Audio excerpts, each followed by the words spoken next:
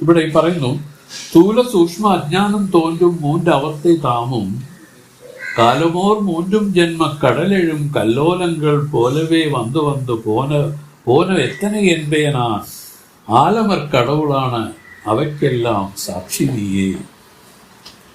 സ്ഥൂല സൂക്ഷ്മ അജ്ഞാനം തോன்றுം മൂன்று അവத்தை தாமும் കാലമോർ മൂன்றுം ജന്മ കടലെഴും കല്ലോലങ്ങൾ പോലവേ വന്ന് വന്ന് പോനതെത്തനെ എൻപേ നാൻ ആലമർ കടവുളാണേ അവയ്ക്കെല്ലാം സാക്ഷി നീയേ. ഇത് വളരെ പ്രധാനപ്പെട്ട ഒരു പദ്യമാണ്. ഇതിന്റെ അർത്ഥം ഇതാണ്. സ്ഥൂല സൂക്ഷ്മ അജ്ഞാനം, സ്ഥൂലദേഹം, സൂക്ഷ്മദേഹം, കാരണദേഹം നിങ്ങളായ മൂന്ന് ദേഹങ്ങളും തോന്നും മൂന്ന് അവസ്ഥ താം, ആ മൂന്ന് ദേഹങ്ങളെ പറ്റി തോന്നുന്ന ജാഗ്രം, സ്വപ്നം, സുഷുപ്തി എന്ന മൂന്ന് അവസ്ഥകളും കാലമോർ മൂന്നും, അതായത് ഭൂതഭാവി വർത്തമാനം എന്ന മൂന്ന് കാലങ്ങളും ജന്മക്കടൽ, ജനനമായ കടലിൽ എഴും കല്ലോലങ്ങൾ പോലവേ, ജനനക്കടലിൽ എഴുന്ന തിരമാലകൾ പോലെ വന്ന് വന്ന് പോനത്, ഉണ്ടായി ഉണ്ടായി നശിച്ചത് എത്തനെ എൻപേനാൻ, ഞാൻ എത്തനെയെന്ന് എൻപേൻ എന്ന് എത്രയുണ്ടെന്ന് കൃത്യമായി പറയുന്നത് എങ്ങനെ? പക്ഷെ ഒരു കാര്യം പറയാന്നു, ആലമർ കടവുളാണേ. കല്ലാലിന്റെ നിഴലിൽ എഴുന്നരളിയിരുന്ന് സനകാദി മഹർഷിമാർക്ക് ജ്ഞാനോപദേശം ചെയ്തരുളിയ ആദി ഗുരുവായ ദക്ഷിണാമൂർത്തിമേൽ ആണയിട്ട് പറയുന്നു, നീ അവയ്ക്കെല്ലാം സാക്ഷിയാകുന്നു, അവയ്ക്കെല്ലാം നീയേ സാക്ഷി, നീ സാക്ഷിയാകുന്നു. ഇതാണ് ആ പദ്യം. ജന്മപ്രതീതി വീണ്ടും എല്ലാ പ്രതീതിയാകുന്നതിനാൽ ജന്മക്കടലിൽ വന്നു വന്നു എന്നും ജനനത്തിന് അളവില്ലാത്തതിനാൽ കടൽ എന്നും അവകൾ അനിർവചനീയമായി ഉദിച്ചൊടുങ്ങുന്നതിനാൽ കല്ലോലങ്ങൾ പോലെ എന്നും ഇങ്ങനെ ഉദിച്ചൊടുങ്ങുന്നവയ്ക്ക് അളവില്ലാത്തതിനാൽ എത്തിനെയെ എൻപേനാൻ എന്നും അവകളെ ദിനംതോറും മാസം തോറും വർഷം തോറും യുഗം തോറും കൽപ്പം തോറും അറിഞ്ഞുകൊണ്ടിരിക്കുന്നതിനാൽ അവയ്ക്കെല്ലാം സാക്ഷി നീയെ എന്നും ശ്രുതി യുക്തി അനുഭവം സിദ്ധമായി ഇതിനെ ഒരു സംശയവും കൂടാതെ വിശ്വസിച്ച് പ്രവർത്തിക്കുന്നതിന് വേണ്ടി ആലമർ കടവുളാണ് എന്നും പറഞ്ഞിരിക്കുന്നു. അവയ്ക്കെല്ലാം സാക്ഷി നീയേ. നമ്മൾ കഴിഞ്ഞോണം വായിച്ചത് തന്നെ തോന്നുന്നു. ഇതാണ് ഈ പദ്യം. ഇതിന്റെ അർത്ഥം എന്ന് പറഞ്ഞാൽ ഇതാണ്. ഇതുപോലെ ജന്മക്കടലിൽ ഈ കല്ലോലങ്ങൾ പോലെയാണ് ഈ ജന്മങ്ങൾ ഇതിലുണ്ടാവുന്നത്. ഓരോ തിര ഉണ്ടായി, ആ തിര ഒന്ന് കുറച്ചു നേരം നിന്നു, അത് കഴിഞ്ഞ് ആ തിര ഇല്ലാതായി. ഇങ്ങനെ ഉണ്ടായി നശിച്ച തിരക്ക് കണക്കെടുക്കാൻ ഇങ്ങനെ അസാധ്യം. അതുപോലെയാണ് ഒരു ജനനമരണമാകുന്ന സംസ്കൃതിയിൽ അകപ്പെട്ടിരിക്കുന്ന ഈ ജീവനും. ഇരിക്കുന്നു, മരിക്കുന്നു, ഉണ്ടായി തിരമാല പോലെയാണ്. പറഞ്ഞു, ഉണ്ടായി അഴിയുന്ന തിരമാലകൾ പോലെ വന്ന് വന്ന് പോനത് എത്തനെയൻ പേർ, എത്രയുണ്ടെന്ന് കൃത്യമായി പറയുന്നത് എങ്ങനെ? പറയാൻ സാധ്യമല്ല. പക്ഷേ ഒരു കാര്യം പറയാം, ആലമർ കടവുളാണ് അവയ്ക്കെല്ലാം സാക്ഷി നീയേ. ഇതിനെല്ലാം നീ കേവല സാക്ഷിയായിരിക്കുന്നത്, അതിന് ഒരു മാറ്റവുമില്ല. ഇത് ആലമർ കടവുളാണ് എന്ന് വെച്ചാൽ ദക്ഷിണാമൂർത്തി മേലാണയിട്ട് സ്വാമി നമുക്ക് പറഞ്ഞു തന്നു. എന്തിനാണെന്ന് വെച്ചാൽ ഇത് വിശ്വസിച്ച് ഇത് പരമാർത്ഥമെന്ന് വിശ്വസിച്ച് പ്രവർത്തിക്കാൻ വേണ്ടി. ഇതിന് മേളിലൊരാണ ഇടാനില്ല. ആലമർ കടവുളാണേ അവയ്ക്കെല്ലാം സാക്ഷി നീ കേവലം ഇതിന് സാക്ഷിയായിരിക്കുന്ന ആളാണ്. അല്ലാതെ നീ ജനിച്ചവനും നീയല്ല, മരിക്കുന്നവനും നീയല്ല. ഇതെല്ലാം ഇതിലൊരു പ്രതീതി മാത്രമായിട്ട്. കടലാണ് എപ്പോഴും ഉള്ളത്. ആ കടലിൽ തിര ഉണ്ടാകുന്നു, തിര കുറച്ചു നേരം തീരത്തേക്ക് അടിക്കുന്നു, അത് കഴിഞ്ഞ് തിര ഇല്ലാതാവുന്നു. ഇതാണ് ഒരു ജനനം എന്ന് പറയുന്നത്. ജനനം അതിൽ കുറച്ചു കാലം നിലനിന്നു, നശിച്ചു, വീണ്ടും അത് മടങ്ങി വന്ന് വീണ്ടും തിരയായി പിന്നെയും വരികയാണ്. അങ്ങനെ എത്രയൊന്നും കണക്കെടുക്കാൻ സാധ്യമല്ലാത്ത ഒരു സംഭവത്തിലാണ് നമ്മൾ അകപ്പെട്ടിരിക്കുന്നത്. അതാണ് ഒരു പറഞ്ഞു, ഘോരമാണ് ഈ സംസാരം എന്ന് പറയാൻ കാരണം. ഈ സംസാരം ഒന്നും ഘോരമാണെന്നാണ് പറയുന്നത്. നമുക്ക് തോന്നാത്തത് അറിവില്ലാത്തതുകൊണ്ടാണ്. മഹത്തുക്കൾക്ക് അത് തോന്നുകയും അവർ ഇതിലേക്ക് തിരിയുകയും അവർ ഇത് സാധിച്ചെടുക്കുകയും ചെയ്തു. കാരണം അവർക്ക് അറിവ് വന്നു, അവർക്ക് വിവേകം ഉണ്ടായി, പരമാർത്ഥം ഒന്ന് കണ്ടു. വേദം പറയുന്നത് ഇപ്പൊ ആലമർ കടവുളാണേ എന്ന് പറഞ്ഞ ആണായിട്ട് പറഞ്ഞത് കൊണ്ട് അങ്ങനെയെങ്കിലും ഇതിനെ വിശ്വസിച്ചുകൊണ്ട് ആർക്കെങ്കിലും പ്രവർത്തിക്കാൻ സാധിച്ചാൽ അവർക്ക് രക്ഷ. എന്ന അർത്ഥത്തിലാണ് പറഞ്ഞിരിക്കുന്നത്. കാരണം വിശ്വസിക്കാൻ സാധ്യമല്ല. ലോകം സത്യമെന്നും ഇത് നമുക്ക് ശ്രേയസിനെ തരുന്നുവെന്നൊക്കെ വിശ്വസിച്ചുകൊണ്ടല്ലേ കോടാനുകോടി മനുഷ്യരാശികൾ ഇതിൽ നിൽക്കുന്ന, അല്ലേ? അവരെടുത്ത് പോയി ഇത് പരമാർത്ഥമല്ല, ഇത് നമുക്ക് ദുഃഖത്തെ ഏർപ്പെടുത്തിയിരിക്കുന്ന ഒരു സ്വഭാവമാണ് ഇതിനുള്ളത്, നിങ്ങൾക്ക് ഈ ദുഃഖത്തെ പരിപൂർണമായി നശിപ്പിക്കണമെന്ന് ആഗ്രഹമുണ്ടോ? ഉണ്ടെങ്കിൽ നിങ്ങൾ ഇതിനല്ല പ്രാധാന്യത്തോടു കൂടി കാണാനുള്ളത്, മറിച്ച് ഈ ആത്മസാക്ഷാത്കാരം ചെയ്യാനായിട്ട് ശ്രമിക്കണം. അതിനെന്താണോ ശ്രുതിയും വേദവും പറഞ്ഞിരിക്കുന്നത് ആ വഴിയെ സഞ്ചരിച്ച് ഇതിനടയണം. വേറെ ഏതെങ്കിലും വഴി ഇതിനില്ല. ഇത് ശരിക്കും ആ ശ്രുതി യുക്തി അനുഭവം എന്നാണ് ഇതിൽ പറയുന്നത്. എപ്പോഴും ശ്രുതി യുക്തി അനുഭവം ഈ രൂപത്തിലാണ് ഇതിന് ചരിക്കാനുള്ളത്, അല്ലാതെ വേറെ ഒരു രൂപം ഇതിനില്ല പറഞ്ഞു. പേടിക്കണ്ട, ഇത് നമ്മൾ അകപ്പെട്ടിരിക്കുകയാണ്. ആരോ പറയും ആമത്തിൽ അകപ്പെട്ടതുപോലെ ഇരിക്കുകയാണ്, കൈയും കാലും ഒന്നും അനക്കാൻ വയ്യ. ഒരു പഴയ കാലത്ത് ഒരു ശിക്ഷാ സമ്പ്രദായമുണ്ട്. ഒരാളൊരു ശിക്ഷ ഒരു കുറ്റം ചെയ്താൽ രാജാവ് ആമത്തിലിട്ട് കളയും. കാലിങ്ങനെ വെച്ചിട്ട് അതിലൊരു ബ്രാക്കറ്റ് ഇട്ട് മുറുക്കും. കൈ ഇങ്ങനെ രണ്ടോ കൈ വെച്ച് രണ്ടിലും ബ്രാക്കറ്റ് ഇട്ട് മുറുക്കും. അപ്പോൾ ഇയാൾക്ക് കൈ അനക്കാക്കില്ല, കാലും അനക്കാക്കില്ല. ഇയാൾ ഇങ്ങനെ കിടന്ന് ചാവുന്നാണ്. ഭയം തന്നെ ചാവും, കാരണം ഒന്നിനും പറ്റില്ല. ഇതുപോലെ അകപ്പെട്ടിരിക്കുന്ന ഒരു നിലയാണ് ഈ അജ്ഞാനത്തിൽ പതിച്ചിരിക്കുന്ന എല്ലാവർക്കും ഉള്ളത്. നമുക്ക് രക്ഷയില്ല, നമുക്കായിട്ട് രക്ഷയില്ല. പിന്നെ ഈശ്വരന് ഇതിൽ നിന്ന് സഹായിക്കാൻ പറ്റും. അത് എങ്ങനെ സഹായിക്കാന്ന് വെച്ചാൽ, ജ്ഞാനം ഉണ്ടാക്കി ഈ ദുഃഖത്തെയും ഇതിനെയെല്ലാം നിവർത്തിക്കാൻ ഈശ്വരൻ മാത്രം സാധിക്കും. അതിനാണ് ഈശ്വരൻ ഈ വേദങ്ങളെല്ലാം ഈശ്വര പ്രോക്തങ്ങളാണ് വേദങ്ങൾ. അപ്പം വേദം പറഞ്ഞിരിക്കുന്ന വഴി സഞ്ചരിച്ചാൽ അവർ പറയുന്നു ഇതിൽ നിന്ന് ഒരു മോചനമുണ്ട്. ആ മോചനം ശരീരം ഇരിക്കെ തന്നെ ഈ ശരീര വിലക്ഷണമാണ് നാം എന്നറിഞ്ഞ് മുക്തനാവാൻ പറ്റും.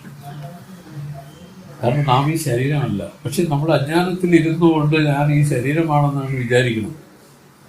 പക്ഷെ ആ ഒരു തെറ്റിദ്ധാരണ ജ്ഞാനം മാറ്റുന്നു. അത് പറഞ്ഞ മനസ്സിലാവില്ല, അത് കുറച്ച് ചിന്തിക്കുന്നവർക്ക് മനസ്സിലാവില്ല.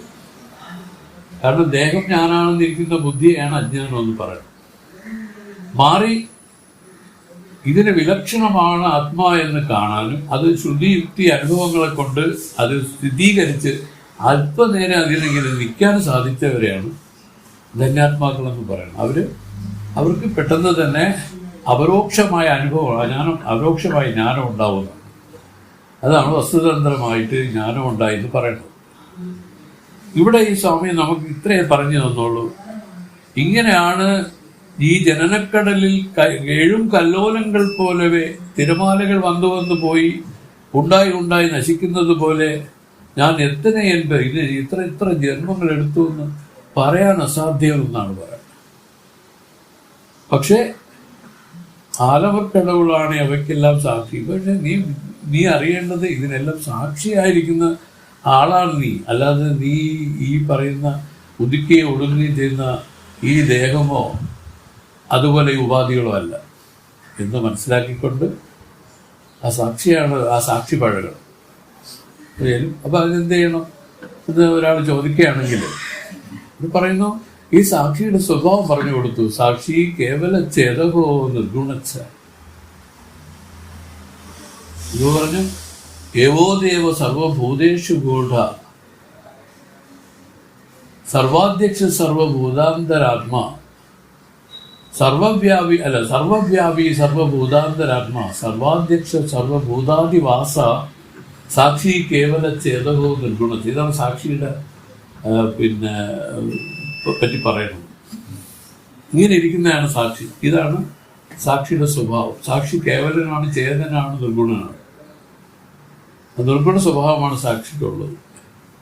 പക്ഷെ നിർഗുണം കൊണ്ട് നമുക്ക് ജീവിക്കാൻ പറ്റുമോ? പറ്റില്ല. കാരണം ഗുണമാണ്.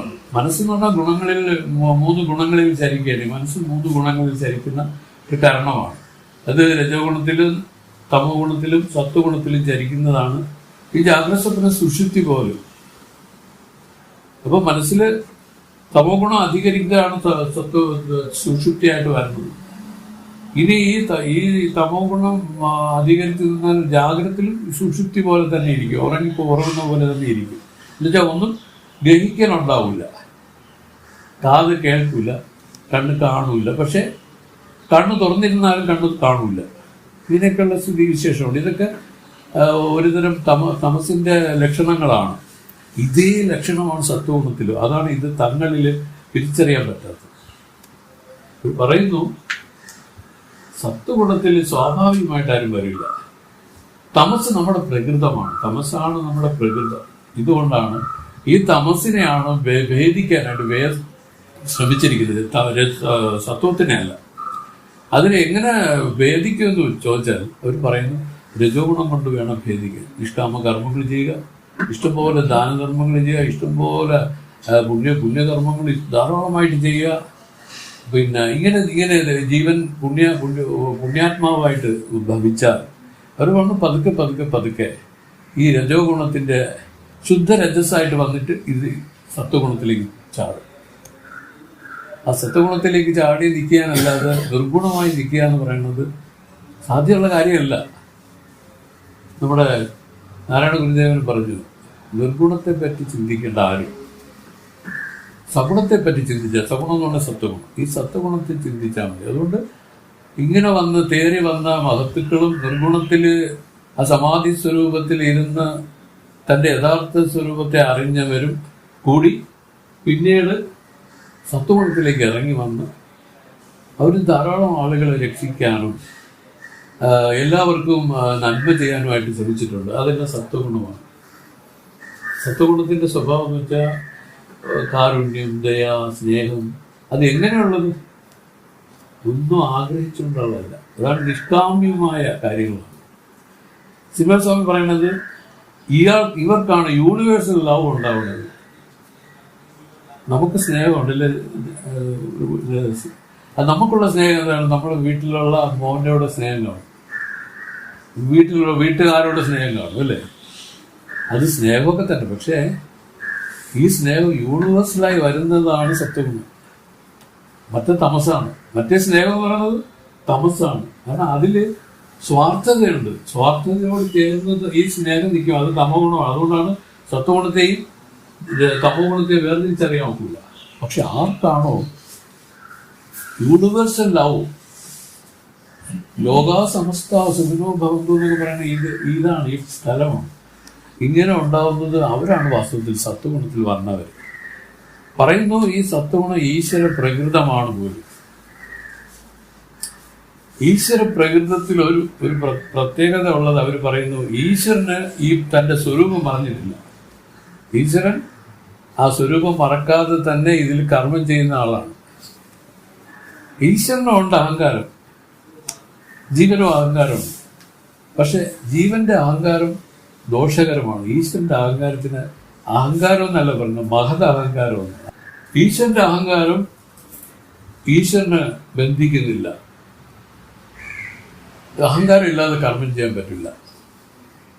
കർമ്മം ചെയ്യണമെങ്കിൽ ഞാനെന്നൊരു ഭാവം അതിൽ വരണം. ഈശ്വരനും ഉണ്ട് ഭാവം. പക്ഷെ ഈശ്വരൻ സമഷ്ടിയായതുകൊണ്ട് അദ്ദേഹത്തിന് ഈ കർമ്മഫലം ഇല്ല. ചെയ്യുന്ന കർമ്മമൊക്കെ രണ്ടും ഒരുപോലെ തന്നെ. അതാണ് ഇതിൽ വ്യത്യാസം. അപ്പൊ ഈശ്വര പ്രകൃതത്തിലേക്ക് വരുത്തുന്നതിനെയാണ് ജ്ഞാനം എന്ന് പറയുന്നത്. ജ്ഞാനം ഒരു ജീവൻ അവന്റെ ജീവത്വത്തെ വിട്ടതിനെയാണ് ജീവൻ മുക്തൻ എന്ന് പറയുന്നത്. ജീവൻ മുക്തൻ എന്ന് പറഞ്ഞാൽ അതിൻ്റെ അർത്ഥം ഈശ്വര സ്വരൂപത്തിലായാൽ. നമുക്കറിയാം, നമുക്ക് കടന്നുപോയ സ്വാമിമാരെ എല്ലാം ചിന്തിച്ചാൽ അറിയാം, അവർക്കെല്ലാം ആ ജീവത്വം നശിച്ചു പോയവർ മാത്രമാണ്. അവർ നമ്മളെപ്പോലെ ഉണ്ണും, അവരും കുറച്ച് പൈസയൊക്കെ ആരെങ്കിലും കൊണ്ട് വാങ്ങും. മധവൻ സ്വാമി പറയുടെ കുറച്ച് തൈലം വാങ്ങിച്ചുകൊണ്ട് വരണേ. അവർ ശരീരത്തിനെ സ്നേഹിക്കുമ്പോൾ നമുക്ക് തോന്നും, അപ്പോൾ ഇത്തിരി തൈലം വാങ്ങിച്ചുകൊണ്ട് വരണേ എന്ന് പറയും. അപ്പോൾ ഏതോ തൈലമൊക്കെ വാങ്ങിച്ചിട്ട് കൊടുത്ത് സ്വാമി തന്നെ അവിടെ ഇട്ട് ഈ ഇടണൊക്കെ കേട്ടിട്ടുണ്ട്. അപ്പോൾ എന്താണ് നമുക്ക് തെറ്റിദ്ധരിക്കും, അവർ നമ്മളുമായിട്ട് എന്തൊരു വ്യത്യാസം എന്നൊക്കെ നമുക്ക് തോന്നും. അങ്ങനെയല്ല, അവർ ടോട്ടലി ചേഞ്ച്ഡാണ്. അവരെ സംബന്ധിച്ച് ആ ശരീരം പ്രാരബ്ധം വരെ മറ്റാളുകൾക്ക് ഉപദ്രവം ഇല്ലാതെ ഇരിക്കട്ടെ എന്ന് കരുതി അവരതിന് പതുക്കെ ഒന്ന് പ്രിപ്പയർ ചെയ്ത് വയ്ക്കുന്നതാണ്. മറ്റേ ആളുകൾക്ക് ഉപദ്രവം വരും. മനസ്സിലായില്ലേ? നമ്മളെ കൂടെ ഒരു ഉപദ്രവം ഇനി മറ്റാളുകൾക്ക് വരരുത് എന്നുള്ള ഉദ്ദേശത്തോടു കൂടി മാത്രമാണ് അവർ ചെയ്യുന്നത്. അതുകൊണ്ട് അത് കുറ്റമല്ല. ഇങ്ങനെയൊക്കെയാണ് മഹത്തുക്കൾ. മഹത്തുക്കളെ കണ്ടുപഠിക്കാൻ ഒരുപാടുണ്ട്, ഒരുപാട് കാര്യങ്ങൾ പഠിക്കാനുണ്ട്. അല്ലെ കൃഷ്ണ? സ്വാമികളെയൊക്കെ കൂടെ നടന്നത് കൊണ്ടല്ലേ നമുക്ക് ഇത്തിരി എന്തെങ്കിലും പിടികിട്ടിയത്, അല്ലേ സ്വാമി? പുള്ളിസ്വാമിയൊക്കെ അതിൻ്റെ കൂടെ നടന്നവരാണ്. കൃഷ്ണൻ ഇതൊക്കെ അതൊരു തനി പഠിത്തമാണ്. പ്രസംഗം അത് വേറെ ഒരു പഠിത്തമാണ്. പഠിത്തം ഇത് പഠിത്തം പോലെ അത് വേറൊരു വല്ലാത്ത പഠിത്തമാണ്. അതാണ് ആക്ച്വലി ശരിക്കുള്ള പഠിത്തം എന്നുള്ളത്. അവരെ ശുശ്രൂഷിച്ച് അവരെ പറയുന്നത് കേട്ട് വാസ്തവത്തിൽ അനുസരണയുള്ള കുട്ടികളെ പോലെ അവരൊക്കെ കൂടെ കഴിയണം. അതാണ് ഇത് ഭയങ്കരം. ഈ കൃഷ്ണനൊക്കെ എന്തുകൊണ്ടാണ് ഇങ്ങനെ ഇരിക്കുന്നത്? അവരിതിന്റെ പ്രാധാന്യം മനസ്സിലാക്കുകയും ആ ജീവിതം ആ ഭഗവൻ അർച്ചനയ്ക്കായിട്ട് കൊടുക്കുകയും ചെയ്തു. ജീവിതത്തെയാണ് കൊടുത്തത്. നമ്മുടെ ജീവിതത്തെ ഈശ്വര അർപ്പണം ചെയ്യുന്നത്, അതിനെയാണ് സന്യാസം. ഈശ്വരാർപ്പണം ചെയ്യുന്നതാണ് സന്യാസം. പിന്നെ ഉണ്ടല്ലോ, ഒരു കർത്തവ്യവും ഇവരെ സംബന്ധിച്ച് അവരുടേതല്ല. ആ ഈശ്വരന്റെ ചെയ്യല് പോലെ ഇതിൽ കാര്യങ്ങൾ നടക്കുന്നു എന്നുള്ളതല്ലാതെ, അതാണ് സാക്ഷി എന്ന് പറയുന്നത്. അവിടെ സാക്ഷിയാണ്. കേവലം സാക്ഷിയായിട്ട് നിൽക്കാനേ പറ്റുള്ളൂ. അതിൽ പലതും നടക്കുന്നു. ആ നടക്കുന്നതിനെല്ലാം ആലവക്കടവുകളാണ് അവയ്ക്കെല്ലാം സാക്ഷി നീയെ. അതിൽ സന്തോഷിക്കുകയും സന്താപിക്കുകയും ചെയ്യുന്ന ജീവനല്ല നീ, മറിച്ച് ഇത് ഈ ജീവന് സാക്ഷിയായിരിക്കുന്ന ആ ആത്മാവാണ്, ആ കൂടസ്ഥനാണ് എന്ന് എടുക്കാം. ഇങ്ങനെയാണ് മഹത്വത്തിൽ ഇരിക്കുന്നത്. അവർക്ക് ആളുകളെ അടിക്കുകയോ തുള്ളുകയോ ചീത്ത പറയുകയൊക്കെ ചെയ്യും. പക്ഷേ അവർക്കൊന്നും ബാധിക്കുന്നില്ല. ചിലപ്പോൾ മാധവൻ സ്വാമി ഞങ്ങൾ കണ്ടിട്ടുണ്ട്. സ്വാമി ചിരിച്ചോണ്ട് എടാ നീ അങ്ങനെ പറഞ്ഞാടാ എന്നൊക്കെ ചിരിച്ച് നിൽക്കും. ദേഷിക്കില്ല, ദേഷ്യമേ ഇല്ല അവർക്ക്. നമുക്കിവിടെ പറഞ്ഞു തന്നത് സ്വാമി നമുക്ക് നിങ്ങൾ വിശ്വസിക്കില്ല എന്നൊരു വിചാരം സ്വാമിയുടെ ഉൾത്താരിൽ ഉള്ളത് കൊണ്ടായിരിക്കണം. സ്വാമി പറഞ്ഞു, ഞാൻ ഈ പറയുന്ന കാര്യം ദക്ഷിണാമൂർത്തിമേൽ സത്യം ചെയ്ത് ഞാൻ പറയും. ഇതിനെല്ലാം നീ കേവല സാക്ഷി മാത്രമാണ്. നീ ജീവനല്ല, നീ ദേഹമല്ല, നീ ജാഗ്രത സ്വപ്ന സുഷുപ്തികളിൽ അഭിമാനിക്കുന്ന ഈ ജീവന്മാർ നീയല്ല. നീ അതിലെല്ലാം ഈ കടലിൽ എഴുന്ന കല്ലോലങ്ങൾ പോലെ, കടലിൽ ഉദിക്കുകയും ഒടുങ്ങുകയും ചെയ്യുന്ന തിരമാലകൾ പോലെ ഉള്ള ഈ സംഭവങ്ങൾക്കെല്ലാം സാക്ഷിയായിട്ടിരിക്കുന്ന ആളാണ് നീ. ഇതിനാർക്കാണോ ശ്രുതി യുക്തി അനുഭവസിദ്ധമായിട്ട് എടുത്ത് ഒരു നിമിഷം ഇരിക്കാൻ സാധിക്കുന്ന അവർ ഇതിന്റെ അനുഭവസ്ഥരായി. ഇതാണ് വേദത്തിന്റെ പരമമായ ഉപദേശമാണ് ഈ പറഞ്ഞിരിക്കുന്നത്. കൂടുതൽ സമയമൊന്നും വേണ്ട. അറിവാം ആനന്ദത്തിൽ അരക്കണം ഇല്ലാൽ ശിവനാണ് തുറക്കുക. ഇത് പറയുന്ന ഈ സ്ഥാനമാണ്. പക്ഷെ നമുക്ക് എന്തുകൊണ്ടോ നമുക്ക് ഈ പറയുന്ന മനസ്സിന്റെ ആ സൂക്ഷ്മത കൈവരിക്കുന്നില്ല ആരും. മനസ്സിന്റെ സൂക്ഷ്മതയാണ് നഷ്ടപ്പെട്ടു പോയിരിക്കുന്നത്. അതിന്റെ മനസ്സ് സൂക്ഷ്മപ്പെടണം. വേറെ അർത്ഥത്തിൽ പറഞ്ഞാൽ മനസ്സിൽ ഈ സ്ഥൂല കാര്യങ്ങളുടെ സ്മൃതി മനസ്സിൽ നിന്ന് അപ്പാടെ എടുത്തു കളയണം. സ്ഥൂല കാര്യങ്ങൾ, അതാണ് ഈ ലോക കാര്യങ്ങളെ പറയുന്നത് സ്ഥൂല കാര്യങ്ങളാണ്. ഈ സ്ഥൂലത ഈ മനസ്സിന്റെ സൂക്ഷ്മതയാണ് ഇല്ലാതാക്കി നിർത്തിയിരിക്കുന്നത്. അതുകൊണ്ട് മനസ്സിന് ഗ്രഹിക്കാൻ പറ്റുന്നില്ല. അതിൽ ഗ്രഹിക്കാൻ പറ്റുന്നില്ല, തന്റെ സ്വരൂപത്തെ അതിൽ ഗ്രഹിക്കാൻ പറ്റുന്നില്ല. അതിന് മനസ്സിനൊരു സപ്പോർട്ടാണ് ഈ വേദം. വേറെ ഒന്നുമല്ല, ആ സൂക്ഷ്മത ഉണ്ടാക്കി കൊടുക്കുക. ചിന്മാന സ്വാമി പറഞ്ഞ് ഞാൻ കേട്ടിട്ടുള്ള ഒരു കാര്യം, ധ്യാനിക്കുന്ന സമയത്ത് ഒരു വെടിവെച്ചവ അറിയില്ല. അത്ര ഭയങ്കര ഏകാഗ്രതയാണ്. പലരും ജട്ടു എന്നൊക്കെ പറയുന്നു. അത് ഇതിന്റെ സമീപത്ത് വരാനായിട്ട് പാവിക്കുന്നേ ഉള്ളൂ. യഥാർത്ഥത്തിൽ ഒന്നും അറിയാൻ പറ്റില്ല. ഒരു ശബ്ദമോ ഒന്നുമില്ലാതെ അതിന്റെ ആ ഏകാഗ്രതയുടെ പാരമ്യത എന്ന് വെച്ചാൽ തന്റെ ഉള്ളിൽ നിന്ന് വരുന്ന പ്രണവത്തിന്റെ ആ ശബ്ദത്തില് ഈ ലോകമൊന്നും തന്റെ കാതുകളിൽ കേൾക്കില്ല, കണ്ണുകളിൽ കാണില്ല, അങ്ങനെ ഒരു നിലയില്ല. തന്റെ ഉള്ളിലിരിക്കുന്ന പ്രണവത്തിന്റെ നാദം, ആ നാദത്തില് ഈ ലോകത്തുള്ള ശബ്ദങ്ങളൊക്കെ നിഷ്പ്രഭമായി പോകുന്നു. അത്രയ്ക്കും ഭയങ്കരമായ നാദം അല്ല. പ്രണവമുണർന്നു വിറപ്പറുത്ത് വാഴുമെന്നൊക്കെ പറഞ്ഞ ഇതാണ്. ആ പ്രണവം എന്ന് പറയുന്ന സത്യത്തില് ഓംകാരത്തിന്റെ ധ്വനിയെ തന്നെ പറഞ്ഞു. പ്രണവത്തിലൂടെ ഈ ആധ്യാത്മിക രഹസ്യങ്ങൾ പറയുന്നുണ്ട്, നമുക്ക് പറയുന്നുണ്ട്. അത് വരട്ടെ, ഒരിക്കൽ നമുക്ക് അതിനെപ്പറ്റി സംസാരിക്കും. ഇപ്പൊ ഇവിടുത്തെ പറഞ്ഞ ലെസൺ എന്ന് പറഞ്ഞ ഇതാണ്: ആലമർക്കടവുകളാണ്, അവയ്ക്കെല്ലാം സാക്ഷിയാണ് നീ.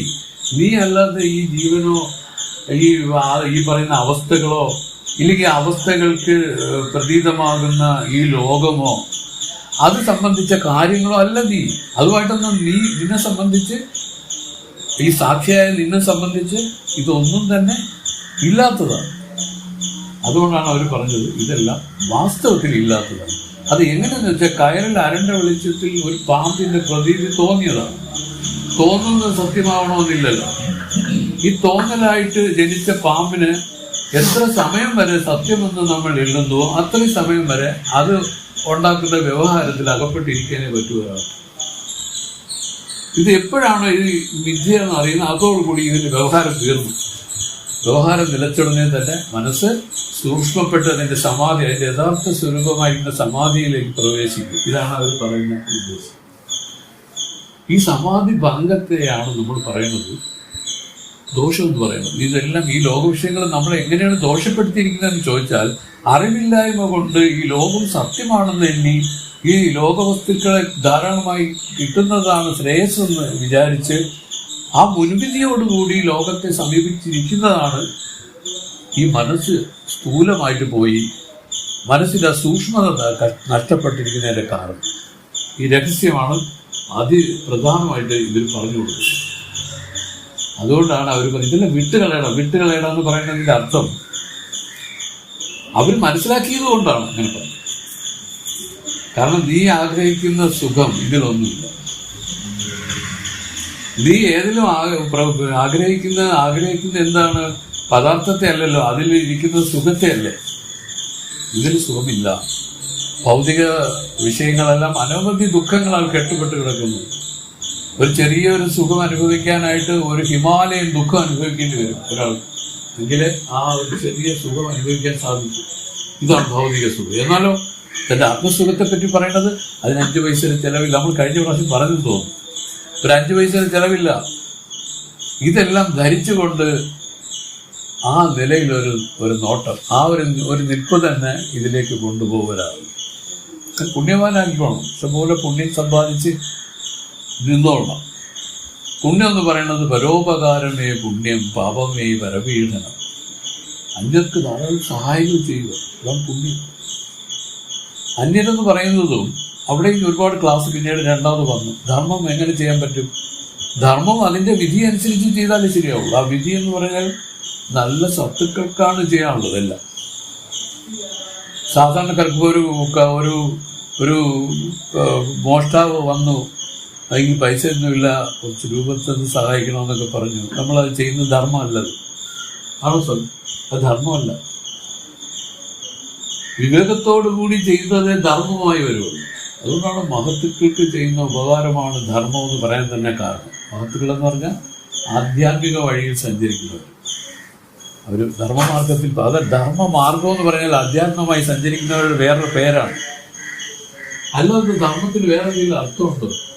നമ്മൾ വിചാരിക്കും അയ്യോ അയാൾ ഒരുപാട് പേർക്ക് ചോറ് അന്നദാനം ചെയ്യുന്നു, വേറെ ധർമ്മിഷ്ഠനാണ്. അങ്ങനെയല്ലല്ല, ഒരിക്കലും അല്ലെന്നാണ് പറയുന്നത്. കാരണം അയാൾക്ക് എന്തോ ഒരു ഉദ്ദേശമുണ്ട്, ഇങ്ങനെ ചെയ്യുക, അതുവഴി പേരെടുക്കുക, അത് ഇനി ഇലക്ഷൻ നിൽക്കായിരിക്കും അയാളുടെ ഉദ്ദേശം. അത് നമുക്കറിഞ്ഞൂടാ. ആ ധർമ്മമാർഗം എന്ന് ഉദ്ദേശിക്കുന്നത് അധ്യാത്മത്തിലേക്ക് പോയി പ്രവർത്തിക്കുന്നവരാണ്. അപ്പോൾ അങ്ങനെയുള്ളവർക്ക് ചെയ്യുന്ന സേവകൾ, അങ്ങനെയുള്ളവർക്ക് ചെയ്യുന്ന നന്മകൾ, ഇതെല്ലാം നമുക്കും ഈ വിധത്തിലേക്ക് വരാനുള്ള അവസരങ്ങളെ സൃഷ്ടിക്കുക. അതാണല്ലോ കർമ്മം ചെയ്യാന്ന് പറഞ്ഞാൽ. കർമ്മത്തിന് ഫലമുണ്ട്. ആ കർമ്മം എന്ന് വെച്ചാൽ നമ്മുടെ സയൻസ് തന്നെ പറഞ്ഞു, every action there is equal and opposite reaction. അതുപോലെ ഒരു ആക്ഷൻ തിരിച്ചുണ്ട്. അതുകൊണ്ട് നല്ല നല്ല കർമ്മങ്ങൾ ചെയ്ത് ശുദ്ധാത്മാക്കളായിട്ട് വന്നാൽ മാത്രം. ഇതാണ് സ്വാമി ഇവിടെ പറഞ്ഞതിൻ്റെ അർത്ഥം. ഇത്രയേ ഉള്ളൂ. ഇതെല്ലാം ഈ കടലിൽ എഴുതുന്ന കല്ലോലങ്ങൾ പോലെയാണ് ഈ ജനനം ഇതിലുണ്ടാവുന്നത്. ഇങ്ങനെ വന്നു പോയ ജനന മരണങ്ങളെ എണ്ണിയാൽ ഒടുങ്ങാത്ത ജനന മരണങ്ങൾ ഒരാൾ എടുത്തു കഴിഞ്ഞിരിക്കുന്നു. പക്ഷെ എന്തുകൊണ്ട്? കാരണം ഇത് ചില ഈ വാസ്തവത്തെ അറിയുന്നില്ല, അതായത് ജ്ഞാനമടയാത്തതുകൊണ്ടാണ്. വാസ്തവത്തെ അറിയുന്നതിനെയാണ് ജ്ഞാനം എന്ന് പറയുന്നത്. വാസ്തവം എന്താണ്? പരമാർത്ഥം എന്താണ്? ഈ സാക്ഷിയാണ് ഇതിൽ യഥാർത്ഥം. ബാക്കിയെല്ലാം ഈ ജീവന്മാരിൽ മാറി മാറി വന്നുകൊണ്ട് പോകും. ജാഗ്രതത്തിൽ അഭിമാനി ജീവന്റെ പേര് ചിതാഭാസൻ, സ്വപ്നത്തിൽ അഭിമാനി ജീവന്റെ പേര് തൈജസൻ, സുഷുപ്തിയിൽ അഭിമാനി ജീവന്റെ പേര് പാരമാർത്ഥികൻ. ഇങ്ങനെ ജീവന്മാർ മൂന്നാണ്. ഈ മൂന്ന് ജീവന്മാരും ഒന്നിൽ പാരമാർത്ഥികന്റെ ദശയായിരിക്കും, അല്ലെങ്കിൽ വ്യാവഹാരികന്റെ. ഇങ്ങനെ മൂന്ന് ദശകളിൽ ഇങ്ങനെ മാറി മാറി ജീവൻ ഇങ്ങനെ ചലിച്ചുകൊണ്ടിരിക്കും. പക്ഷെ ഇതിന് സാക്ഷിയായിട്ടിരിക്കുന്ന ആളാണ് നീ, അല്ലാതെ ജീവനല്ല എന്ന് പറഞ്ഞ് നമ്മളെ ധരിപ്പിക്കുകയാണ്. വളരെ വലിയ ഒരു ക്ലാസ്സാണ് ഇത്. അപ്പോ അടുത്ത പദ്യത്തിലേക്ക് കടക്കുമ്പോൾ സ്വാമി പറയുന്നു, എല്ലാം കണ്ടറിയും മുന്നേ എതുകൊണ്ട് അറിവേനെന്ന് ചൊല്ലാതെ സുയമാം ജ്യോതി ചുടർക്ക് ചുടർ വേറുണ്ടോ, പല്ലാർമുൻ ദശമൻ തന്നെ പാർപ്പതും തന്നെ കൊണ്ടേതാൻ അല്ലാമൽ 11 അവനിടത്തില്ല ഉണ്ടോ പാരായി. എല്ലാം കണ്ടറിയുമെന്നെ എതുകൊണ്ട് അറിവേനെന്ന് ചൊല്ലാതെ സുയമാം ജ്യോതി ചുടർക്ക് ചുടർ വേറുണ്ടോ, പല്ലാർമുൻ ദശമൻ തന്നെ പാർപ്പതും തന്നെ കൊണ്ടേ താൻ അല്ലാമൽ 11 അവനിടത്തുണ്ടോ പാരായി.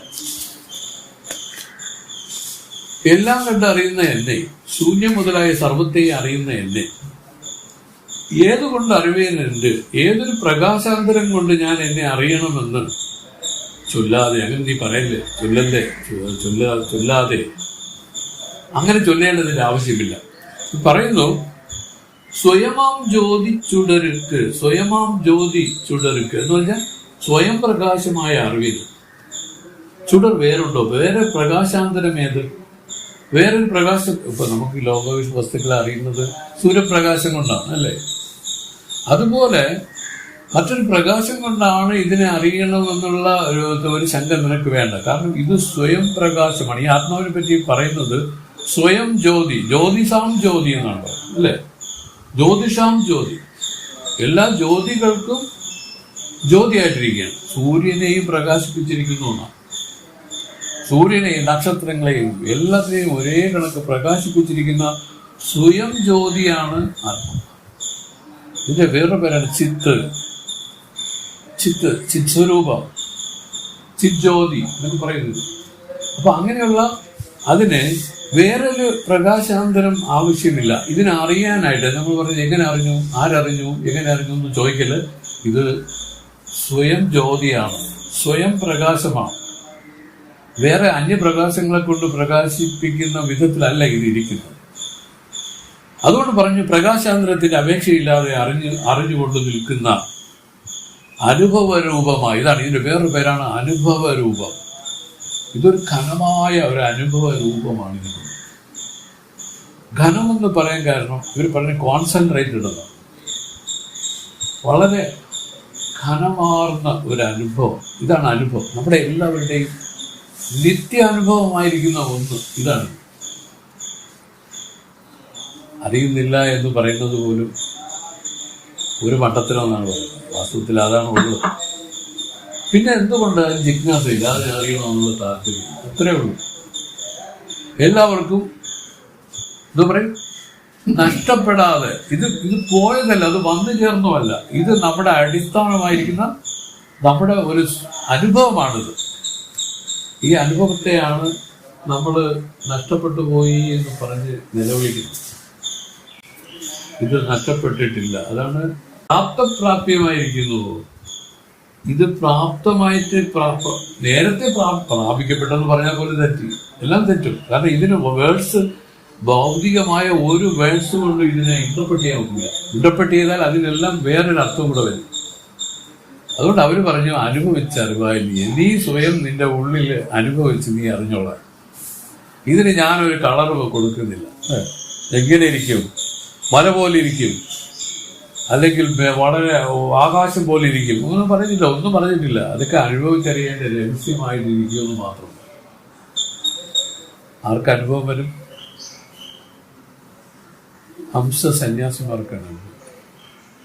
ഹംസ സന്യാസിമാരെ കാവ്യ കൊടുത്തവരല്ല, മാത്രമല്ല ഇതേ ശരണമെന്ന് ഉള്ള ഒരു ജീവിതം, അതെങ്ങനെ അവർക്ക് വന്നതെന്ന് ചോദിച്ചാൽ അവർക്കും അറിഞ്ഞുകൂടാ. അത് കരുതിക്കൂട്ടിയല്ല. അത് നമ്മൾ കരുതിക്കൂട്ടി ചെയ്യുന്നതല്ല. ഒന്നും കരുതിക്കൂട്ടി ചെയ്യുന്ന, അതിനെ മുൻവിധിയോടുകൂടി ചെയ്യുന്ന ഒരു രൂപത്തിലല്ല ഇതിന്റെ സിദ്ധി. പറഞ്ഞു ഇതിന്റെ സിദ്ധിയല്ല, ഇത് പ്രാപ്തപ്രാപ്യമായിരിക്കും. ഇതിനെ ഉണരാനുള്ള എന്തോ ഒരു ചെറിയ കാര്യം കിടക്കുന്നു. അത് മാത്രമാണ് ഇതില്. അത് നമ്മൾ എന്താണെന്ന് നമ്മൾ തന്നെ സ്വയം ഇത് ആത്മപരിശോധന ചെയ്യുക. ഈ വേദങ്ങൾ വാസ്തവത്തിൽ ഈ വിവേകത്തെ എന്തിനാണ് പറഞ്ഞു കൊടുക്കുന്നതെന്ന് വെച്ചാൽ, ഇവൻ ഇങ്ങനെ വിചാരിക്കട്ടെ, അങ്ങനെയെങ്കിലും കുറച്ചു നേരം ഈ ബാഹ്യ വിഷയങ്ങളൊക്കെ വെടിഞ്ഞ് കുറച്ചു നേരം ഉണർന്ന് വിചാരമില്ലെങ്കിൽ ഉറങ്ങിപ്പോകും.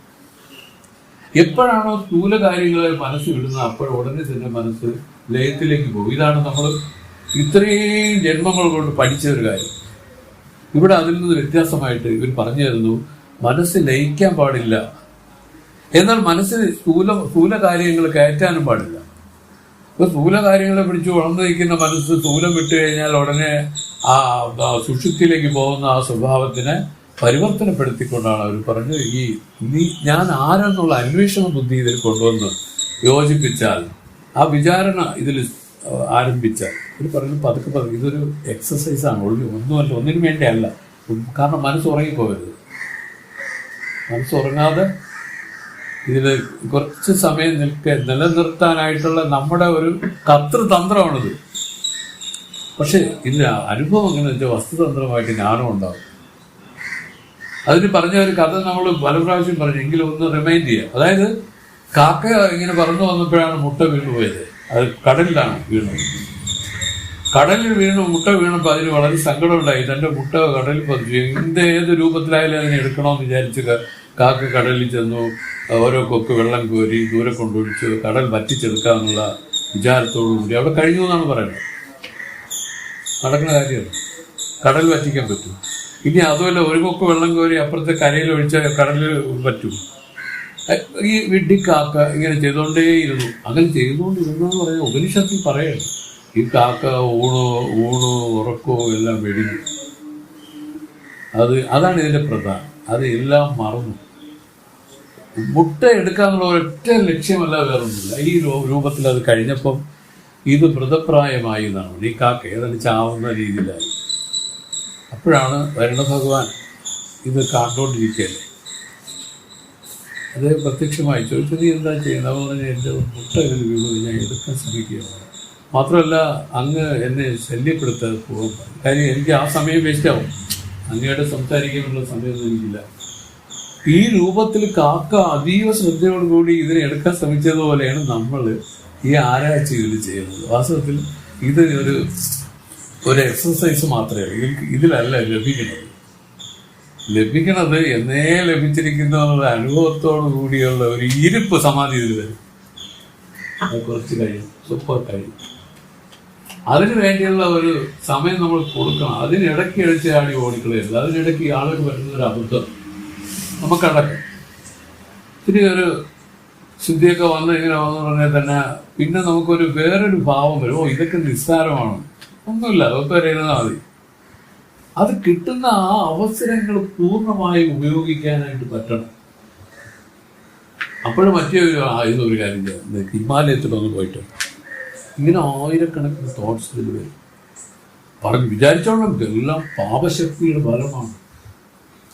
ഈ പാപശക്തികൾ ഇതിൽ നിന്ന് പിടിച്ചു മാറ്റാനായിട്ട്, അതാണ് ഈ പാപശക്തി എന്ന് വെച്ചാൽ തൻ്റെ സ്വരൂപത്തിലേക്ക് കടക്കാൻ സമ്മതിക്കാതെ ഇതിൽ നിന്ന് പിടിച്ചു മാറ്റുന്നത്. കണ്ടില്ലേ, ഇന്ദ്രൻ ഈ ഉർവശി, മേനക, രംഭ, തിലോത്തമ ഇവരെയൊക്കെ ഇന്ദ്രന്റെ വജ്രായുധങ്ങളാണ്. അപ്പൊ ആരെങ്കിലും തപസ് ചെയ്യുകയാണെങ്കിൽ അദ്ദേഹം തപസ്സിന്റെ പക്വത വരുന്ന ഒരു സന്ദർഭം വരികയാണെങ്കിൽ ഇന്ദ്രൻ ഉടനെ തന്നെ ഇവരെയൊക്കെ അയക്കുമെന്നാണ് പറയുന്നത്. എന്തിനാണ്? അവർ വന്ന് ഇവരെ മുമ്പേ നൃത്തം ചെയ്യുകയും അവർക്ക് എന്തെങ്കിലും ഒരു അല്പം വാസനയോ എന്തെങ്കിലും അതിലൊരു താല്പര്യം ഉണ്ടെങ്കിൽ അവർ ആ തപസ് ഭംഗപ്പെടുകയും ചെയ്യും. അപ്പം ഭംഗപ്പെടുത്തുക എന്നുള്ള രൂപത്തിലാണ് ഈ പ്രകൃതിയാണ് പറയുന്നത്. ഉർവശി, മേനക, രംഭ, തിലോത്തമ. ഇതിൽ ശബ്ദസ്പർശ രൂപസ്ഥ ഗ്രന്ഥങ്ങളാകുന്ന ഇവരാണ് വരണത്. ശബ്ദം വന്നു. ഇപ്പൊ ഏത് രൂപത്തിലായാലും നമുക്ക് ഇതിലേക്ക് പോകാൻ വിടാതെ ഇതിനെ പിടിച്ചു മാറ്റും. അതുകൊണ്ടാണ് കുറച്ച് കാര്യങ്ങളൊക്കെ ബോധപൂർവം വിട്ടുകളാൻ പറയും. ജ്ഞാനികൾക്ക് വിടല്ല. എന്നാൽ ജ്ഞാനം അടഞ്ഞതിന് ശേഷം ഇതിനൊന്നും ഒരു റെസ്ട്രിക്ഷയില്ല. കാരണം എന്ത് ചെയ്താലും ഒരു ജ്ഞാനത്തിൽ നിന്ന് ഇതിൽ നിന്ന് മാറും. അതുകൊണ്ടാണ് ഒരു പരിധി നിശ്ചയിച്ചിരിക്കുന്നത്. ഇതിന് ജ്ഞാനം അടയുന്നത് വരെ നമ്മൾ ഒരു ഒരു ചെടിയെ നട്ടു വളർത്തുമ്പോൾ എന്ത് ചെയ്യും? പിന്നെ ശ്രീനി അത് ചുമ്മാ വളർത്തുമോ? ഇതിന് ചുറ്റും വേലി കെട്ടും അല്ലെ? വേലി കെട്ടിയിട്ട് സമയാസമയം നനവും ഒക്കെ കൊടുത്താണ് അതിനെ ദിവസം പോയി നോക്കുകയും ചെയ്യും. അത്രയ്ക്ക് ശ്രദ്ധിച്ചാണ് ആ ചെടി ഒരു വളർന്നൊരു പരിധി ആയിക്കഴിഞ്ഞാൽ പിന്നെ ഇതൊന്നും വേണ്ട, ഇതെല്ലാം എടുത്ത് ദൂരക്കളയാം. ഇതുപോലെ തന്നെ സ്വാമിമാരും നമ്മുടെ ഉള്ളിൽ ഈ ഒരു ബ്രഹ്മബീജം അതാണ് ഇട്ടിരിക്കുന്നത്. അത് തന്നെയാണ് അടിസ്ഥാനമായിട്ടും എല്ലാം ഇട്ടിരിക്കുന്നത്. പക്ഷെ ഇതിനെ വളർത്തിയെടുക്കുന്നതിന് നമ്മൾ ശ്രദ്ധയോടുകൂടി പോയില്ലെങ്കിൽ ആ ചെടിയെ പോലെ ആവും. അത് പശു എടുത്തോണ്ട് പോകും, മറ്റേ അല്ലെങ്കിൽ പട്ടി എടുത്തോണ്ട് പോകും, ഇങ്ങനെ പോകും. അത് വരാതിരിക്കാൻ വേണ്ടിയിട്ടാണ് അതീവ ജാഗ്രതയോടു കൂടിയാണ് ഇതിനെ കൊണ്ടുപോകാനുള്ളവരാണ്. അങ്ങനെ ഒരു തീവ്ര ജാഗ്രതയും ജിജ്ഞാസയും ഇതിൽ ഉദിച്ചവരാണ് ഉത്തമ അധികാരികൾ. അവർക്ക് എങ്ങനെയാണ് ഇതിന്റെ സിദ്ധി പറഞ്ഞിരിക്കുന്നതെന്ന് വെച്ചാൽ കരതല മലകം പോലെ, ഉള്ളം കൈ നെല്ലിക്ക പോലെ അതിന്റെ സിദ്ധി പറഞ്ഞിരിക്കുന്നത്. ഒരു പ്രയാസമില്ലാതെയാണ് ഇതിന്റെ സിദ്ധി പറഞ്ഞിരിക്കുന്നത്. മറ്റവർക്കെല്ലാം ഹിമാലയൻ ടാസ്ക്കാണ്. ഹിമാലയത്തിൽ കയറാൻ ഇത്ര പാടില്ലെന്നാണ് പറയുന്നത്. അതിനെക്കാട്ടിലും വെറും കഠിനമായിട്ട് പോയി അത് ആത്മസാക്ഷാത്കാരം എന്ന് പറയുന്ന കടമ. ഇവിടെ പറഞ്ഞ ഈ പദ്യം ശ്രദ്ധിച്ചല്ലോ. അതായത് ഈ തന്റെ ആത്മസ്വരൂപത്തിന്റെ വേറൊരു പേരാണ് സ്വയം ജ്യോതി, ജ്യോതിസാം ജ്യോതി. എല്ലാ ജ്യോതികൾക്കും ജ്യോതിയായിട്ടുള്ളതാണ്. ഇവിടെ ഈ ആത്മാവിനെ എങ്ങനെ അറിയുമെന്നുള്ളൊരു സംശയമാണ് ശിഷ്യന്റെ ഉള്ളിലുള്ളത്. അപ്പോൾ ഇതെങ്ങനെ ആരറിയും, കണ്ടറിയോ, ആരറിയോ എന്നൊക്കെ ചോദിച്ചപ്പോൾ സ്വാമി പറഞ്ഞു, എന്തിനാണ് ഒരു സ്വയം ജ്യോതിക്ക് വേറൊരു ജ്യോതിയുടെ ആവശ്യം അറിയാൻ? അത് സ്വയം തന്നെ അത് അറിഞ്ഞോളൂ. ഇതൊരു അനുഭവമാണ്. ഇത് പറയുന്നു, സ്വയം ജ്യോതിയാം ചുടരിക്ക്, സ്വയം പ്രകാശമായ അറിവിന് ചുടർ വേറുണ്ടോ? വേറൊരു പ്രകാശാന്തരം ഏത്? നീ ഓർക്കുന്നുണ്ടോ? പല്ലാൻ മുൻ നവപുരുഷരുടെ മുമ്പേ ദശമൻ പത്താമനൻ തന്നെ പാർപ്പതും തന്നെ ദശമനെന്ന് അറിഞ്ഞതും തന്നെ കൊണ്ടേതാണ്, തന്നെ കൊണ്ട് തന്നെയാണ്. അല്ല അമൽ തന്നാലല്ലാതെ 12 തനിക്ക് വേറെ ഒരു 11 അവനിടത്തില്ലേ ഉണ്ടോ പാരായി, അവനിടത്തുണ്ടോ പാരായി. ആ ദശമനല്ലാതെ ദശമനെ അറിഞ്ഞത് വേറെ ആരെങ്കിലുമാണോ? ദശമൻ തന്നെയാണ് ദശമനെ അറിഞ്ഞതെന്ന് താല്പര്യം. അത് വിചാരം ചെയ്ത് നോക്കരുത്. ഇത് വിചാരം ചെയ്ത് നോക്കരുത്. ഇങ്ങനെയാണ് ആ പദ്യത്തിന്റെ അർത്ഥം നിൽക്കുന്നത്. എല്ലാം കണ്ടറിയുമല്ലേ. കാരണം ഈ ആത്മാവിനെ പറ്റി പറയുന്നത് എല്ലാം അറിഞ്ഞുകൊണ്ടിരിക്കുന്നതാണ്. എല്ലാം അറിഞ്ഞുകൊണ്ടിരിക്കുന്നതെന്ന് പറഞ്ഞാൽ നമുക്ക് എന്തൊന്ന് പറയാൻ പറ്റും? അങ്ങനെയാണെങ്കിൽ ലോകത്തെ അത് അറിയുന്നു എന്നാണ് അർത്ഥം. അങ്ങനെയല്ല. ഈ ലോകവും ഈ ദൃശ്യങ്ങളെയെല്ലാം ദൃഷ്ടാവാണ് അറിഞ്ഞുകൊണ്ടിരിക്കുന്നത്. ഒരു ത്രിപുടി ചേൽ ഇതിൽ നടക്കുന്നുണ്ട്. അത് മനസ്സ് തന്നെ 3ആയിട്ട് നിന്ന് കാണുന്നവനായിട്ടും കാഴ്ചയായിട്ടും പിന്നെ അറിവായിട്ടും നിന്ന് ഒരു വ്യവഹാരമാണ് ഇതിൽ നടക്കുന്നത്. ഈ നടക്കുന്ന വ്യവഹാരം അതിന് സാക്ഷിയായിട്ടാണ് താൻ ഇരിക്കുന്നത്. യഥാർത്ഥത്തിൽ താൻ ഇതിനെല്ലാം സാക്ഷിയായിട്ടാണ് ഇരിക്കുന്നത്. പക്ഷെ അതിനെ നമുക്ക് ഉണരാൻ സാധിക്കുന്നില്ല. അതിന് കാരണം വേറൊന്നുമില്ല, പരിജ്ഞാനക്കുറവാണ്. പുണ്യക്കുറവെന്നൊക്കെ പറയുന്നതും ഇതിലൊരു ഭാഗമാണ്. അപ്പോൾ അതിനാണ് വേദം നമ്മളെ പഠിപ്പിക്കുന്നത്. എങ്ങനെയാണ് ഇത് സമീക്ഷിക്കേണ്ടതെന്ന് വേദം നമുക്ക് പറഞ്ഞ് മനസ്സിലാക്കി തരും. ഇവിടെ ദശമപുരുഷന്റെ ദൃഷ്ടാന്തമൊക്കെ തന്നെ അറിഞ്ഞ വിധം നോക്കണേ. ദശമനെ അറിഞ്ഞത് ദശമൻ തന്നെയാണ്, അല്ലാതെ ദശമനെ പിന്നെ 11 അറിഞ്ഞത്. അപ്പൊ ഇതാണ്. അപ്പൊ ദശമൻ തന്നെ പാർപ്പതും തന്നെ കൊണ്ടേതാണ്, തന്നെ കൊണ്ട് തന്നെ അറിഞ്ഞിരിക്കുകയാണ്. അല്ലാതെ വേറെ ഒരാള് ഇതിനെ അറിഞ്ഞതായിട്ടല്ല പറഞ്ഞത് എന്നർത്ഥം. വേറെ ആരും അവിടെ ഇല്ല. ശൂന്യം മുതലായ സർവത്തെ അറിയുന്ന എന്നെ ഏതുകൊണ്ട് അറിവേനെന്ന്, ഏതൊരു പ്രകാശാന്തരം കൊണ്ട് എന്നെ അറിയുമെന്ന് ചൊല്ലാതെ. അങ്ങനെ പറയരുത്, അതിന്റെ പറയേണ്ട ആവശ്യമില്ല. ഇത് പറയുന്നു, സ്വയമാം ജ്യോതി ചുടർക്ക് സ്വയം പ്രകാശ അറിവിന് ചുടർ വേറുണ്ടോ? പ്രകാശാന്തരം ഏത്?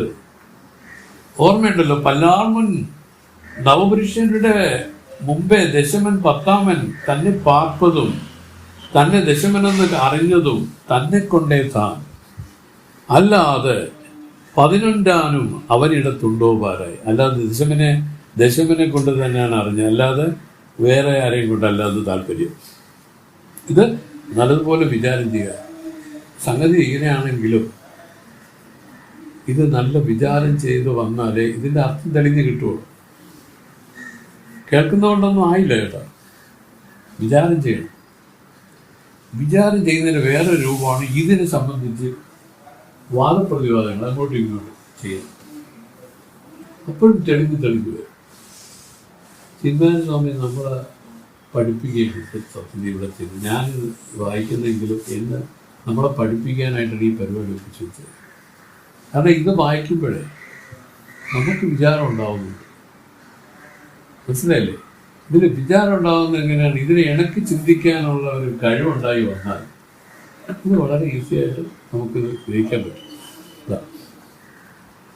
അറിവുക്കും അറിവ് ചെയ്യും അറിവ് വേറെണ്ടെണ്ണും അറിവറ്റ കുതർക്ക മൂടർക്ക് അനവസ്ഥ ഫലമായി തീരും. അറിവെടും പൊരുൾ നീയല്ലേ അറിവട പൊരുൾ നീയല്ലേ അറിവുൾ പൊരുളാകും മുന്നേ അനുഭവിത്തറിവായി നീയേ. അറിവുക്കും അറിവ് ചെയ്യും അറിവ് വേറെണ്ടെണ്ണും അറിവറ്റ കുതർക്ക മൂടർക്ക് അനവസ്ഥ ഫലമായി തീരും. അറിവെടും പൊരുൾ നീയല്ലേ അറിവട പൊരുൾ നീയല്ലേ അറിവൊരുളാകും മുന്നേ അനുഭവിത്തറിവായി. അറിവുക്കും അറിവ് ചെയ്യും, അതായത് ഘടാതി ജ്ഞാനത്തിനും പ്രകാശരൂപമായ അറിവിനെ തരുന്ന അറിവ് വേറെ പ്രകാശാന്തരം ഉണ്ടെന്റെ എണ്ണും ഉണ്ടെന്ന് വിചാരിക്കുന്ന അറിവറ്റ ആത്മാവ് സ്വപ്രകാശം എന്ന ജ്ഞാനമില്ലാത്ത, അതിനെയാണ് അറിവറ്റ എന്ന് പറഞ്ഞത്.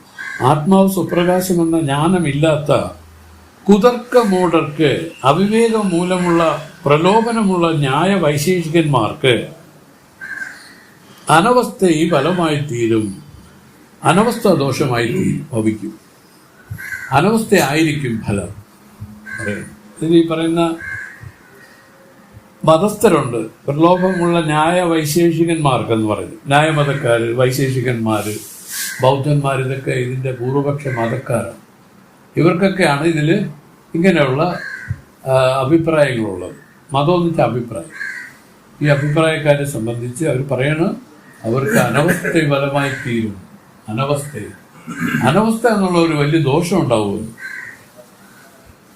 പറയുന്നു. അറിവെടും പൊരുൾ നീയല്ലേ, തന്നാൽ അറിയപ്പെടുന്ന ഒരു വസ്തുവും നീയല്ല. അറിവെടാ പൊരുൾ നീയല്ലേ, അജ്ഞാത വസ്തുവും നീയല്ല. തന്നാൽ അറിയപ്പെടാത്ത അജ്ഞാത വസ്തുക്കളും നീയല്ല. പിന്നെ ഞാൻ എപ്രകാരമുള്ളതെന്നാൽ അറിപൊരുളാകും. അതായത് ജ്ഞാത അജ്ഞാതമായ സകല പ്രപഞ്ചത്തെയും പ്രകാശാന്തര അപേക്ഷയില്ലാതെ അറിഞ്ഞുകൊണ്ട് നിൽക്കുന്ന അനുഭവരൂപമായ സ്വപ്രകാശ വസ്തുവാണ് നീ. അതാണ് എൻ്റെ ചെറിയൊരു വ്യാഖ്യാനമാണ്, അത് ഓർമ്മിക്കാനുള്ളതാണ്. അതായത് ജ്ഞാത അജ്ഞാതമായ, അതായത് അറിയുന്നതും അറിയപ്പെടാത്തതുമായ സകല പ്രപഞ്ചത്തെയും, പ്രപഞ്ചം എന്ന് പറയുന്നത് ലോകം എന്നല്ല അർത്ഥം, 5 ഭൂതങ്ങളെയാണ് പഞ്ചഭൂതങ്ങൾ പറഞ്ഞത്.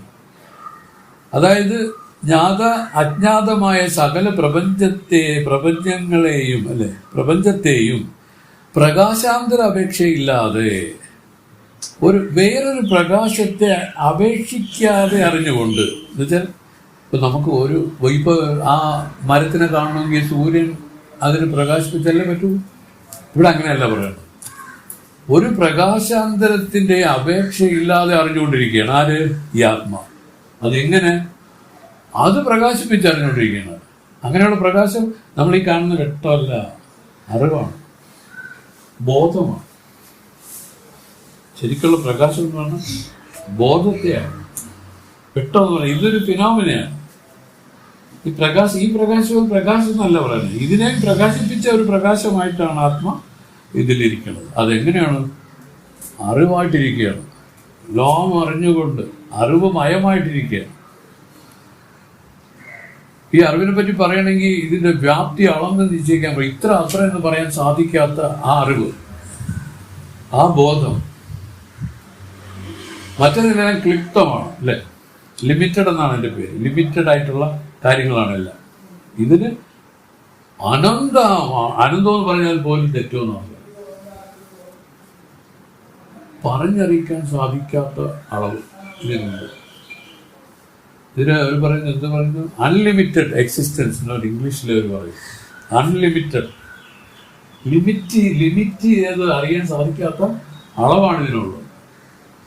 അത് ഇവർ പറയുന്നത് ഇതിൽ പൂർണ്ണമെന്ന് പറയും. പൂർണ്ണം എന്ന് വെച്ചാൽ ഇനി ഒന്ന് കൂടെ ഒഴിച്ച് അല്ലെങ്കിൽ വേറെ എന്തെങ്കിലും അപേക്ഷിച്ച് പൂർണ്ണമാവുന്നതല്ല. ഇത് ഓൾറെഡി പൂർണ്ണം. ഇതിലൊന്നും തന്നെ എക്സ്ട്രാ കൊടുക്കേണ്ടതില്ല.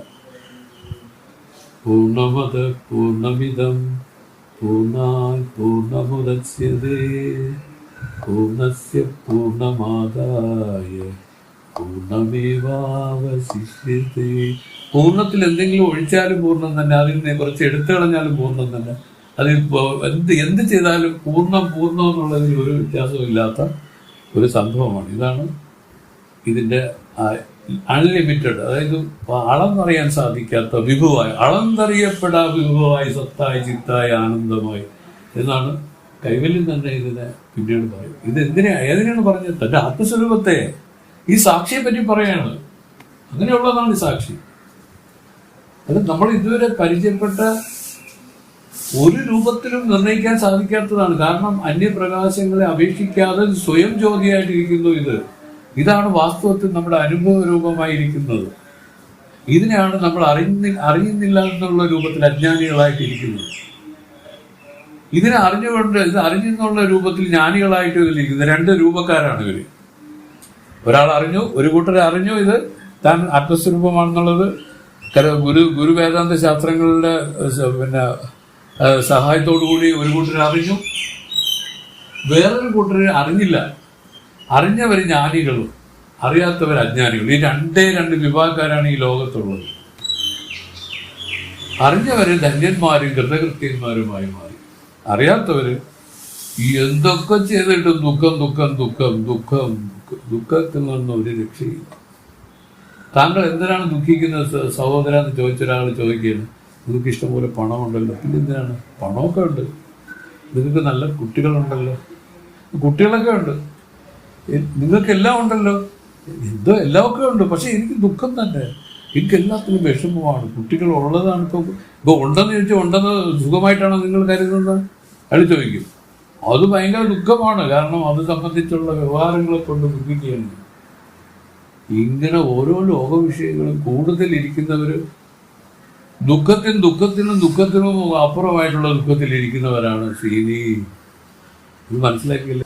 ഇങ്ങനെയാണ് വാസ്തവത്തിൽ ഇതിലേക്ക് ആളുകൾ പ്രവേശിക്കുന്നത്. പ്രവേശിച്ച് ആ ജന്മം കൊണ്ട് തന്നെ അവര് അറിയേണ്ടതിനെ അറിഞ്ഞ് പരിപൂർണ മുക്തരായി മാറിക്കളയും. ഇവരെയാണ് പുണ്യാത്മാക്കൾ എന്ന് പറയുന്നത്. അങ്ങനെ ഇതിൽ ലോകത്തിൽ ആരും വിശ്വസിക്കാത്തൊരു കാര്യം, ഇങ്ങനെ പോകുന്നവര് മടയന്മാരാണോ ശുംഭന്മാരാണോ കഥയില്ലാത്തവരാണോ എന്ന് പറഞ്ഞ് വേദം പറഞ്ഞിരിക്കുന്നു. അല്ല, ഇവരാണ് ശരിക്കും റിയൽ ആയിട്ടുള്ള ജീവിതം ഇവർക്കാണ്.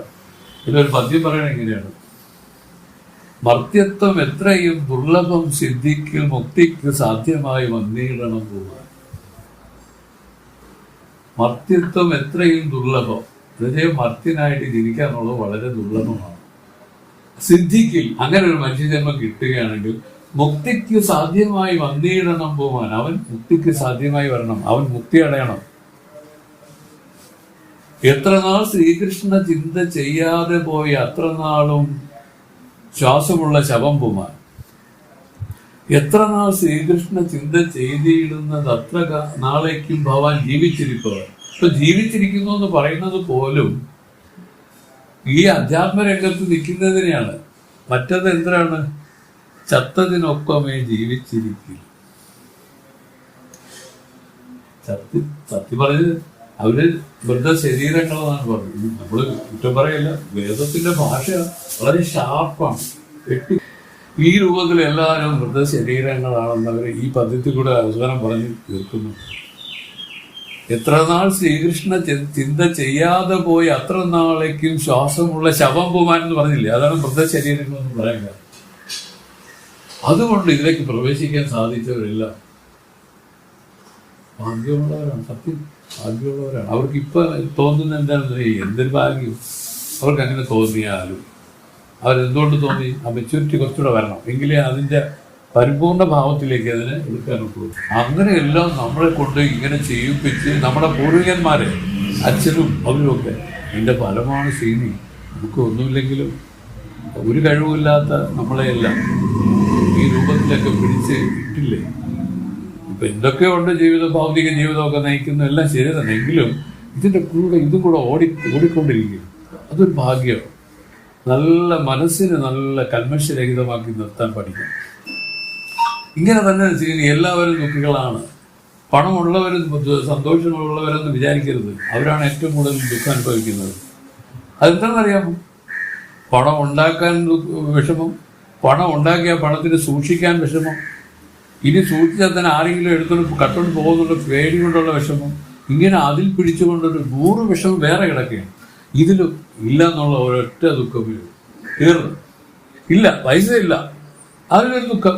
ഈ ഒരു ദുഃഖത്തിന്റെ സ്ഥാനത്ത് പണമുള്ളവൻ 100 ദുഃഖം അനുഭവിക്കും. ഒന്നുമില്ലെങ്കിൽ തന്നെ കൊന്നിട്ട് ഒരുത്തൻ രാത്രി ഇതെല്ലാം എടുത്തത് പൊക്കളയൊരു ഭയം. അവർ ഒരു ഉറക്കം കിട്ടുമോ? മക്കൾക്ക്, അച്ഛനും മക്കൾക്കും തങ്ങളിൽ പോലും ഭയക്കേണ്ട ഒരു സന്ദർഭമുണ്ട്. കാരണം ലോകം ഒന്നും അറിയുന്നില്ലല്ലോ.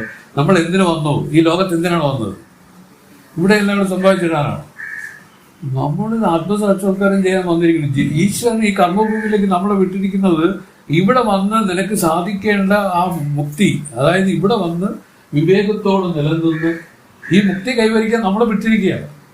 ഒരു ചെറിയ ഡ്യൂറേഷനാണ്, ഒരു 60 വയസ്സ്, ഒരു 70 വയസ്സ്, ഒരു 80 വയസ്സ്. അല്ലാതെ കാലാകാലമൊന്നും ഇവിടെ ആരും ഇരുന്നിട്ടില്ല. അപ്പോൾ ആളുകൾ ഇത് മനസ്സിലാക്കാതെ ആളുകൾ പറഞ്ഞു എനിക്ക് 5 തലമുറയ്ക്ക് ഞാൻ സമ്പാദിച്ചു എന്നൊക്കെ പറഞ്ഞ് അഭിമാനിക്കുമ്പോൾ നമുക്ക് എന്ത് പറയാനൊക്കെ കൃഷ്ണ. അപ്പൊ ഈ വിവേകമാണ്, ഇതാണ് വിവേകം.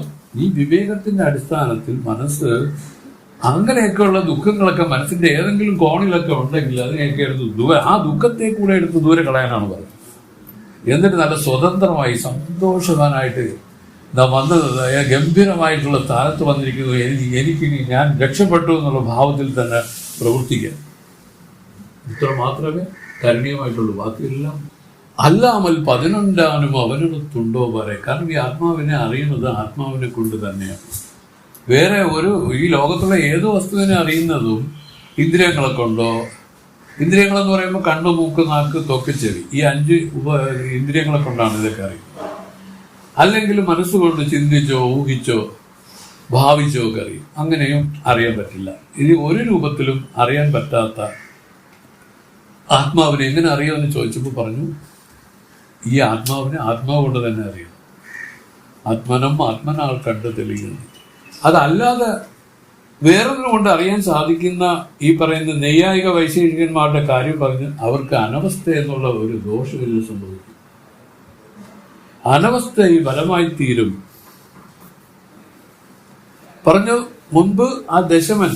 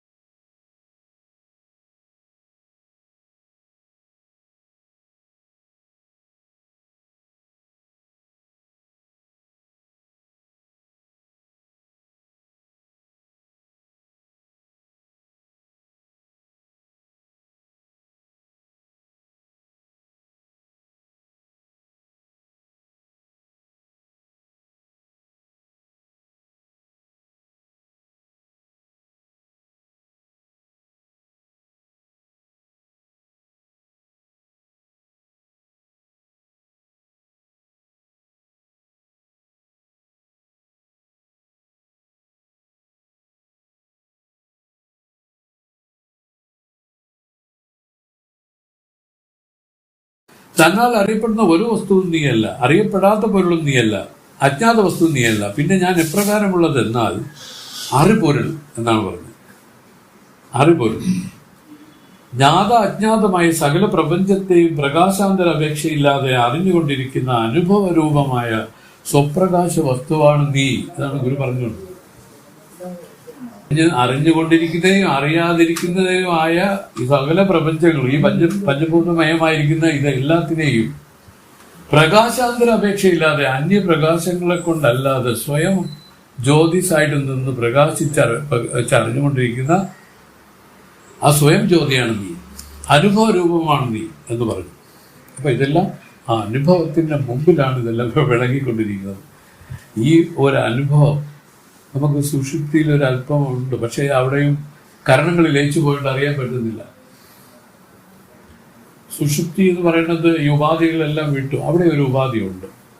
അവിടെ പ്രാണൻ എന്നുള്ളൊരു ഉപാധിയും അതുപോലെ തന്നെ കോശം, ആനന്ദമയ കോശവും. ഇവിടെ പറയുന്നത് ഇതിവിടെ വിടണം, ഈ ആനന്ദമയ കോശവും വിടണം, അതുപോലെ തന്നെ ആ പ്രാണൻ എന്നുള്ള ഉപാധിയും വിടും. അങ്ങനെ വിട്ടു നിൽക്കുന്ന സമാധി ദശ. സമാധിയിൽ ഇത് രണ്ടുമില്ല. അതാണ് സമാധിയുടെ വ്യത്യാസം. ഒരാള് സമാധിയാണോ സുഷുപ്തിയാണോ എന്നറിയാൻ വിഷമാണെന്നാണ് പറയുന്നത്. എങ്കിലും മഹത്തുക്കൾ പറഞ്ഞു സുഷുപ്തിയിലാണ് കൂർക്കം കാണും. അത് മൂഢമായതുകൊണ്ട് അവരും അറിയണില്ല. സമാധിയിൽ അനക്കമേ ഇല്ല എന്നാണ് പറയുന്നത്. അല്ല സ്വാമിയല്ല, പരിശുദ്ധ മഹാരാജാവ് പറഞ്ഞിട്ടില്ലേ, ഇങ്ങനെ വന്ന് നോക്കി വെള്ളം ദാഹിച്ചാണ് വന്നത്. അപ്പോഴാണ് സമീക മഹർഷിയുടെ ആശ്രമത്തിൽ വന്നപ്പോൾ അദ്ദേഹം ഇങ്ങനെ സമാധിയിലിരിക്കുകയാണ്. അന്ന് കുറേ നേരമൊക്കെ ഒന്ന് വിളിച്ചൊക്കെ നോക്കി, ഒരു അനക്കവും ഇല്ല. അപ്പോഴാണ് കലി വന്നിട്ട് അവിടെ പാമ്പിനെ എടുത്ത് തൊള്ളിയിൽ ചുറ്റിയിട്ട് കൊടുത്തിട്ട് പോയത്. എന്ന് വെച്ചാല് ഇവർക്ക് അവർക്ക് എങ്ങനെ അറിയാൻ പറ്റും? ഇത് സമാധിയിലായിപ്പോയി. അതിനെ അറിഞ്ഞൂടാത്ത മൂഢാത്മാക്കള് വേറെന്തെങ്കിലും ചിന്തിക്കും. അനക്കമില്ല, എങ്ങനെയാണോ? അതാണ് സമാധി.